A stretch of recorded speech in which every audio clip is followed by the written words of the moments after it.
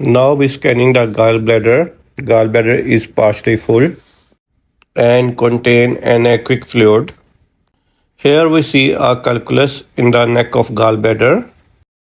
Now we will examine the fundus where the patient complaining of severe pain.